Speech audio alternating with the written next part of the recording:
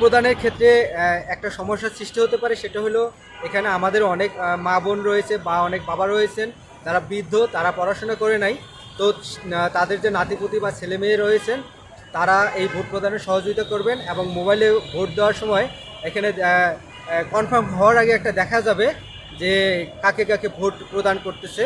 তো আমাদের দাদা নানা বা যারা বয়স্ক বা একটু বোঝে কম, মোবাইল সম্পর্কে বোঝে কম, তারা এখান থেকে বুঝতে তাদের যারা শিক্ষিত রয়েছেন, যারা বোঝে মোবাইল সম্পর্কে বোঝে, তাদের থেকে সহযোগিতা নেওয়ার মাধ্যমে তারা ভোট প্রদান করতে পারবে এবং ভোট প্রদানের পূর্বে তারা কনফার্ম হওয়ার পূর্বে এটা দেখতে পারবে।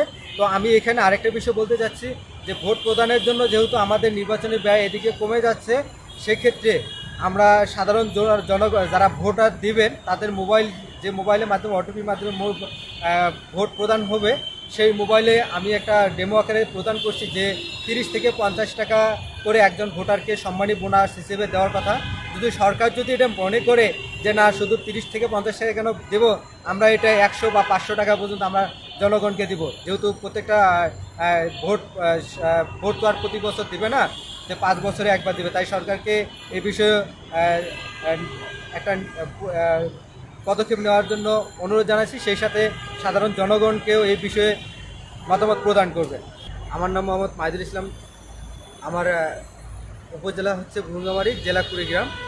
আমি নির্বাচন বিষয়ে যে থিমটা করেছি, তো বিগত নির্বাচনে দেখেছি যে যারা সাধারণ ভোটার এবং বিদেশে অবস্থানরত যারা ভোটারগুলো রয়েছে তারা ভোট দিতে পারে না, এতে করে ভোটাররা ভোট প্রদানে বঞ্চিত হচ্ছে।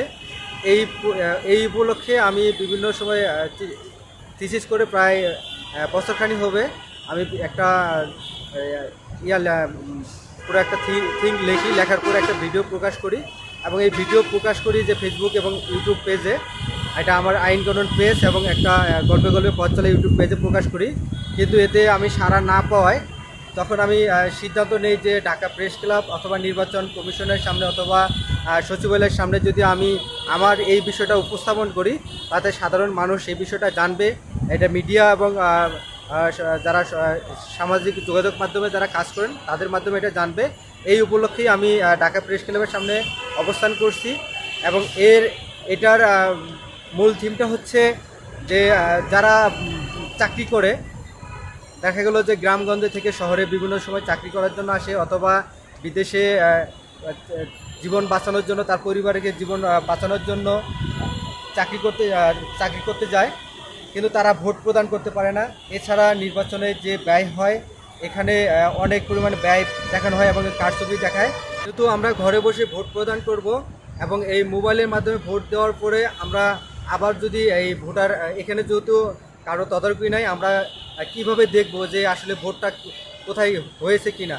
ভোট প্রদানের পরে আমরা আবার যদি আমাদের এনআইডি দিয়ে আবার চেক করি যে আমাদের ভোট যেটা দিয়েছিলাম সেটাও আবার আমরা নিজেরাই দেখতে পারবো যে আসলে ভোটটা দিয়েছিলাম সেটা কোনো কারচুপি হয়েছে কিনা। আর এই নির্বাচন পরিচালনার জন্য সরকার থেকে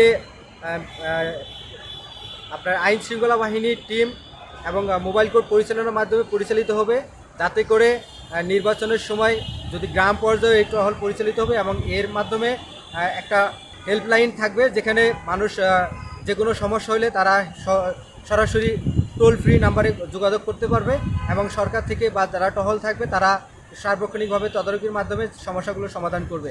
আর নির্বাচনে যে ভোটার দেওয়ার কথা বলা হয়েছে, আপনি যতবার চেক করবেন যে আপনার মোবাইলে ভোটটা কোথায় গেছে, সেটা বারবার আপনার মোবাইলে যদি দেখা যায় যে কোনো সমস্যা দেখা দিয়েছে, তাহলে আপনি বুঝতে পারবেন যে এখানে কোনো হ্যাকিংয়ের সমস্যা হয়েছে।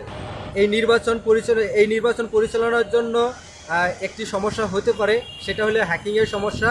তো হ্যাকিংয়ের বিষয়ে যেহেতু ব্যাংক বা অন্যান্য প্রতিষ্ঠান রয়েছে যাদের কোটি কোটি টাকার বিজনেস করে, তা এছাড়া আরও অনেক কিছু রয়েছে যেটা হ্যাকিংয়ের মাধ্যমে অনেক কিছু হ্যাক হচ্ছে। তো সরকার থেকে অবশ্যই এই বিষয়ে একটা পদক্ষেপ গ্রহণ করবেন যাতে এখান থেকে কোনো হ্যাকিং হওয়ার সম্ভাবনা না থাকে। আর যেহেতু ভোটারের সময় নির্ধারণ করা থাকবে, ভোটারের সময় নির্ধারণ হওয়ার সাথে সাথেই রেজাল্ট প্রকাশ হবে এবং রেজাল্টটি যারা ভোট প্রদান করবে তারা মোবাইল থেকেই এই রেজাল্টটি দেখতে পারবে।